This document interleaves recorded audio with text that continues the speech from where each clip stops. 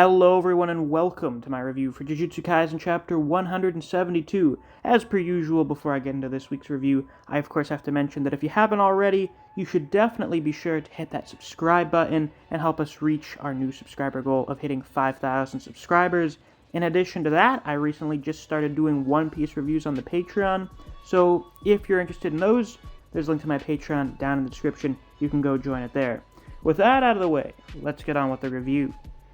As I predicted last week, this was the end of Megumi versus Reggie. This was a very good fight overall, much better than I'd expected. It was pretty dynamic. We got a lot of creativity on Gege's part in terms of the set pieces, sort of the way the two of them went about fighting, especially with Reggie's technique. He had a lot of versatility in what he was able to pull out. So that led to it being a pretty damn good fight. Not to mention the art on top of that was also very good. I know at certain points, Gege's art kind of steps a little too far into being sketchy sometimes, but I think a lot of the art during this fight was very nice and clear, while still being Gege's style, so I thought that was really good. I feel like this fight is where it has been the clearest that he's benefited from that hiatus over the summer and some of the breaks that we've had over the holidays for Shonen Jump. So, just goes to show what kind of quality a mangaka can put out when they're well-rested. Now, we get some interesting pieces of information in this chapter. Some of them are just questions being pondered by Reggie, because you usually have questions about someone's technique if they don't just explain to you how it works. He thought about just letting himself sink into the shadows so that he then wouldn't be crushed by the elephant. However, who knows what's in the shadows? Like, if Megumi dies and you're stuck in the shadows, are you stuck there forever? It's a good question. Like, is this something specifically tied to Megumi, or is he just opening up an entryway into, like, a shadow dimension or something that existed well before him and without him?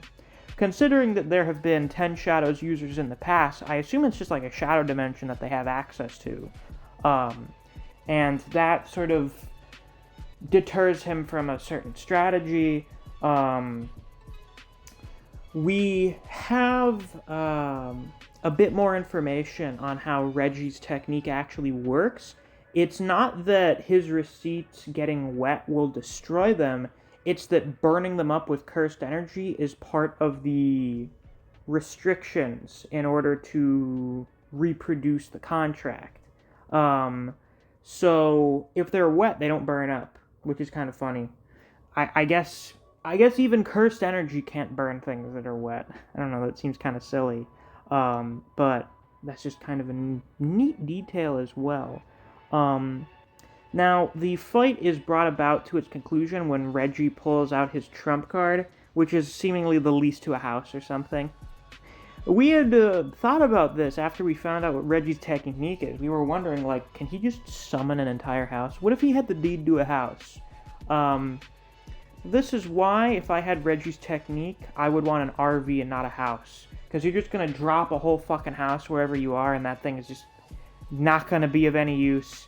So, instead, yeah, get a vehicle of some kind. And what Megumi does is he deactivates his domain so that, he doesn't have a whole fucking house being weighed on top of him. And it smashes through the floor of the gymnasium, which had the pool underneath it. So then Reggie gets wet, and Megumi's no longer being crushed. So now both of them are outside the domain. It's back to kind of a normal fight. And this is where victory is finally decided, as Megumi relies on Reggie having forgotten about Divine Dog and manages to get in a surprise attack on him, which takes off Reggie's ear and like a gigantic chunk of his shoulder. And it's at that point that Reggie's kind of like, GG, I guess I lost. Oh well. So we don't see Reggie die this chapter. There's no message saying that Megumi got his points or whatever. So it's possible Megumi will spare him. I don't really see him doing that because his plan was to literally drown Reggie within his shadows so that could end the fight. So that, his technique would disappear. So Megumi was pretty intent on killing him. So I imagine we're probably going to see that next chapter. I still like my theory of Megumi being like, hey, if you give me all your points, I'll let you go. And he does that and then just kills him anyway. It'd be pretty ruthless, but Megumi can be quite ruthless at times. And then I imagine after that, we're going to be getting into Colony number 2 with Hikari and Kishimo. That should be a lot of fun. I think someone in the comments brought this up, how Megumi always gets, really difficult fights, just all the fucking time, especially when he's, by himself. And thinking back on it, that is pretty true. His first major fight, no, really his first fight, he gets his ass kicked by that, grade 2 curse or whatever. Then he gets stuck fighting fucking Sukuna and gets demolished there. He gets his ass beat by Todo. He has a fight against Hanami with the other students during the Goodwill event, in which he is doing his damnedest to try and hold off Hanami for as long as possible, and he ends up losing that. Then we get Megumi's first real victory during Origin of Obedience, when he fights the Cursed Womb. That was really difficult. That was what forced him to use his domain expansion for the first time. Then we have him and Yuji fighting the Inversion guy in Shibuya. That one was one of his less difficult fights, but the inversion technique was pretty tricky. It required some big brains and a lot of strategy on Megumi's part to be able to beat that guy. He helps out with the Dagon fight, which was very difficult. Then he had to fight fucking Toji, which was more so just him trying to figure out how to get away from him. So, getting thrown into a fight with a top-tier character, terrible luck. And then I'm pretty sure this is the most recent fight Megumi's had since then. So Megumi pretty much always getting flung into extremely difficult circumstances, and it's always really cool to see how he tries to overcome them. And he does an excellent job in this chapter, managing to finally defeat Reggie, who ended up being much cooler than I expected him to be, despite the receipt ghillie suit, which is still fucking stupid, in an amusing way. I like Reggie, but his time is up. So I imagine he's gonna bite the big one next chapter. Maybe we'll see Megumi and Yuji going to, reunite with each other or something, because I imagine that will probably be a goal of both of theirs, is to meet back up with each other and then go meet up with either Hikari or Yuta. And then, when this is over, we're going to be moving over to Tokyo Colony number 2. So, that's going to be the main event, let's be really real here. I think the Hikari stuff was what most of us were most excited for, other than Higuruma.